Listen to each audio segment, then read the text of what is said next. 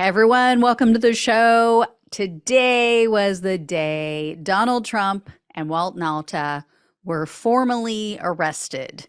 No cameras or audio recording was allowed in the courtroom, from what I understand. Chris Kise ended up appearing on Trump's behalf as a Florida attorney.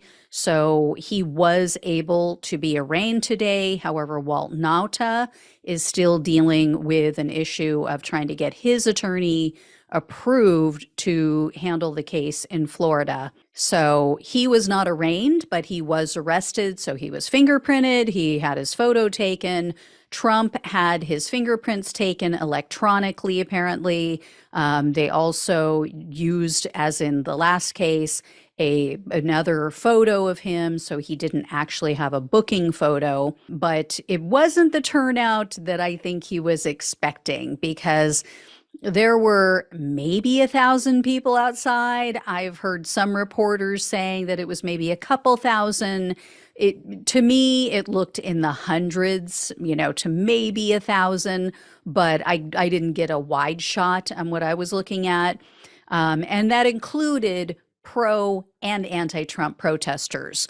There was no violence. There were no visible Proud Boys or militia members that ended up showing up. So definitely not the energy of January 6th and what he was hoping for. I did hear one reporter say that there were a couple times where things got heated between pro and anti-Trump people, and it almost came to blows, like they got in each other's faces, but there wasn't any actual violence. So it sounds like, Trump has the whole thing dialed in with his attorneys. Also, he's paying for Walt Nauta's attorney. How that is legal, I have no idea.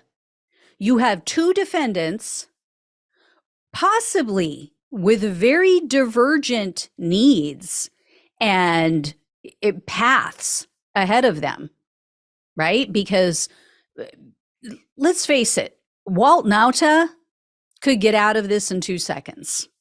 And he could plead guilty. He could take a plea deal. He could cooperate against Trump. Here's why I don't think he's going to do it yet, before I get to the other part. But here's why I don't think he's going to do it yet. The people surrounding Trump and his diehard supporters still think that he has some sort of magic ability. Like he can just make issues disappear. He can make the impossible possible, right? They think he's frickin' Willy Wonka. and they're just living in his chocolate factory. I mean, they think that he can get away with anything and that he will help others to get away with anything. So right now, he is very much trying to keep Walt Nauta happy, right? You're in the club. We love you. We know you're going to do the right thing. All the same things that he said and did with Michael Cohen, with Cassidy Hutchinson. I guarantee Walt Nauta is hearing all of those same things right now. They are stroking his ego. They are making him think that this is just nothing. It's going to go away.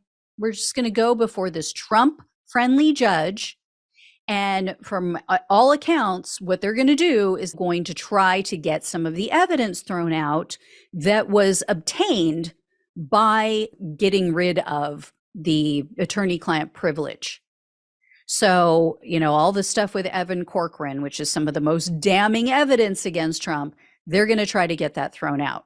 Now, they may try, and with this Judge Cannon, they may succeed temporarily, right? I mean, she has proven before to not be an honest actor, to be a total Trump stooge. She might say, yes, I agree with you. All of this evidence has to go. So then they're going to take it to that appeals court, which all of her stuff went to before. And all three of those judges, two of whom I believe were appointed by Trump, all three were very conservative Republicans. They slapped her down last time very hard. They, in no uncertain terms, told her, you don't know what you're doing. This is not the way the law works. This is not how anything in this country works. This is not what the Constitution dictates. This isn't how you do law. So they slapped her down. They undermined all of her decisions previously when she had this case.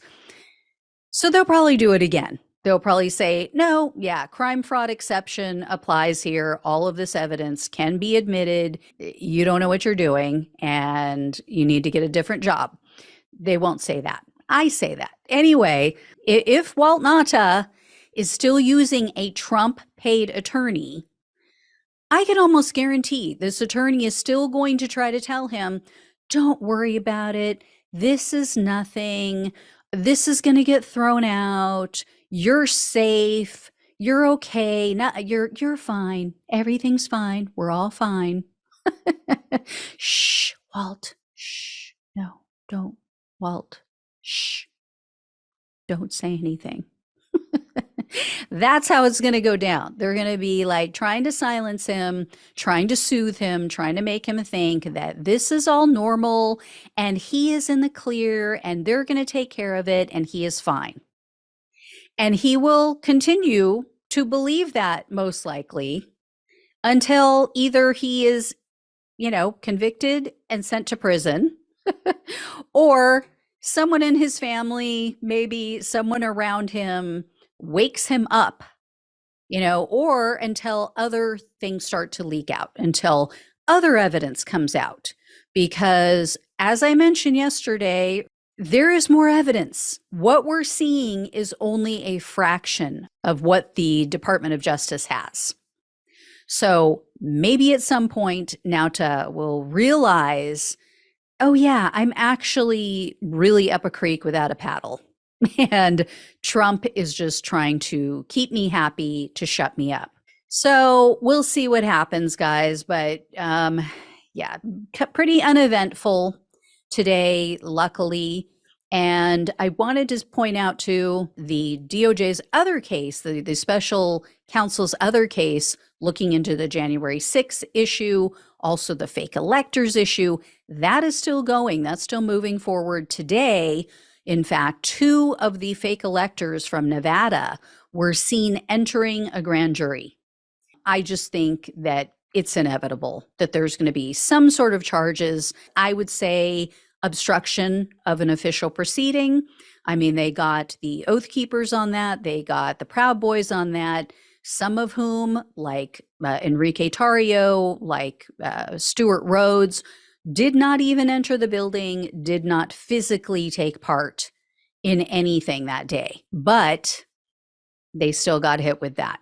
So I'm thinking that that is going to be the charge for Trump, or at least one of them, with the January 6th case and with the fake elector scheme, with the whole attempted coup. So that's my prediction, just based on what we're seeing. And, if they're going to do it, they got to get to getting. I mean, you got to move it along. So my prediction is we're going to have the Georgia grand jury hit first. And then I think maybe in the fall, early fall, we will have something with January 6th and or the attempted coup. Anyway, guys, I will let you know when I hear more. Thank you so much for watching and listening. Please like, share, and subscribe. Please donate if you can. It really helps. I appreciate it so much. Love you all. Take care, and I'll talk with you soon.